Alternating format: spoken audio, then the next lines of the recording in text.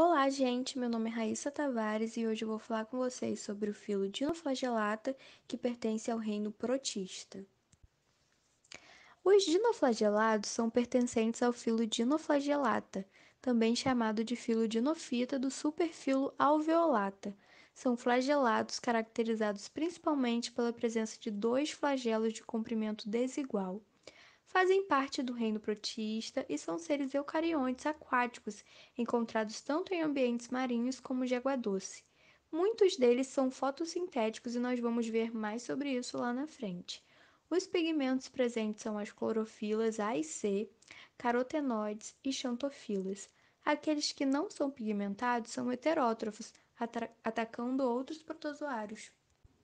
Morfologia e características gerais. A maioria dos dinoflagelados são unicelulares. Há raros representantes filamentosos, coloniais ou ameboides.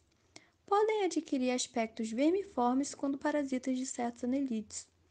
Há muitas particularidades com relação à morfologia, pois apresentam dois flagelos, ou seja, são biflagelados. Um deles se posiciona em um sulco localizado na porção mediana, enquanto que o outro situa-se perpendicularmente. Desta forma, o batimento dos flagelos faz com que os dinoflagelados girem como um peão. Algumas espécies não possuem flagelos, apenas em suas células reprodutoras. Outra característica peculiar é a presença de tecas, que são placas celulósicas rígidas e estão situadas no interior de vesículas sobre a membrana plasmática, que ajudam na flutuação na coluna d'água.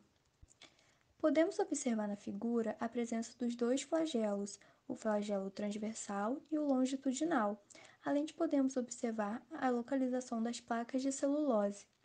Agora falando sobre os pigmentos, os dinoflagelados são fotossintéticos e possuem clorofila A e C2, xantofilas e carotenoides. Os pigmentos de clorofila estão localizados dentro de um cloroplasto de membrana tripla, em oposição ao cloroplasto de membrana dupla das plantas. O cloroplasto dos dinoflagelados pode ter seu próprio núcleo. Agora nós vamos falar sobre a alimentação dos dinoflagelados. Uma parte das espécies são seres autótrofos, que obtêm o seu alimento por meio da fotossíntese. Já a outra parte são heterótrofos e se alimentam de matéria orgânica dissolvida por meio da osmose ou fagocitose. Algumas espécies se alimentam das duas formas, por isso são chamados seres mixotróficos. Alguns dinoflagelados são bioluminescentes, e isso se deve à presença de luciferina e à enzima luciferase, a mesma encontrada em vagalumes, fungos e outros organismos. Os dinoflagelados são estimulados mecanicamente, resultando em flashes de luz. Podemos observar na primeira imagem uma espécie de dinoflagelado bioluminescente e o seu efeito de bioluminescência no mar. Sobre a reprodução, os dinoflagelados podem se reproduzir de duas maneiras, assexuada e sexuada. A reprodução assexuada é a mais comum e ocorre por divisão binária ou divisão celular longitudinal. Após a origem das células filhas, como um clone, cada uma recebe um flagelo e uma porção da parede celular ou teca, se encarregando de continuar a constituição.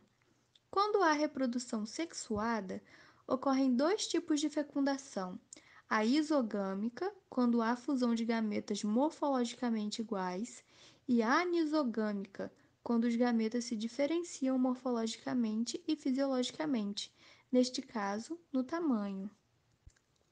Para finalizar, falaremos sobre a importância ecológica. Dinoflagelados sem a presença da teca são simbiontes como as algas zooxantelas e vivem associados a recifes de coral.